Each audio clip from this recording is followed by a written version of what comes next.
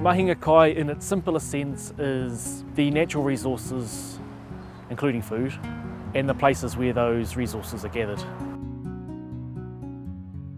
It's unique the way that our people understand the ecological cycles of those species, to know when to gather them, to know when they're in abundance. If there's enough feed under that rock, I know that little bullies, etc., are going to eat it. The eels are going to come along and eat the bullies. So then I'm going to come along and eat the tuna, but I make sure some get over the top, get out to sea. That is Mahinga Kai. Gathering harakeke for resources, rāranga, mahi rāranga, for weaving, that is Mahinga Kai.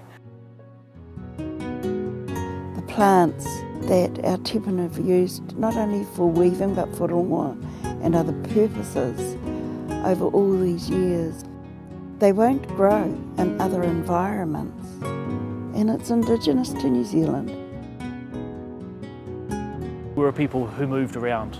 That movement of people in search of food and diversity of food led to stronger relationships between communities where one helped the other.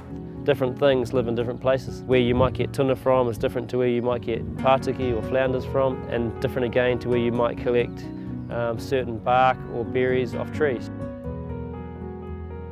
We need to understand our landscape, gives us connection to places and all that. So, Mahinga Kai is a massive concept. Sometimes maybe hard for people to understand. I think sometimes it's too simplified. People just think it's about food.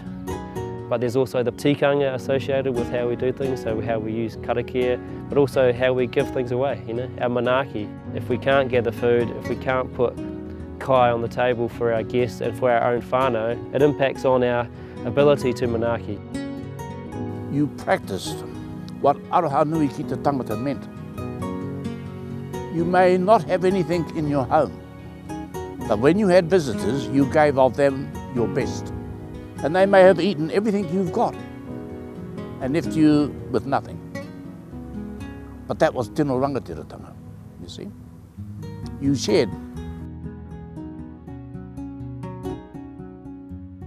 It's intergenerational. It's what is probably the biggest part of the claim that our ancestors after 7 generations fought for.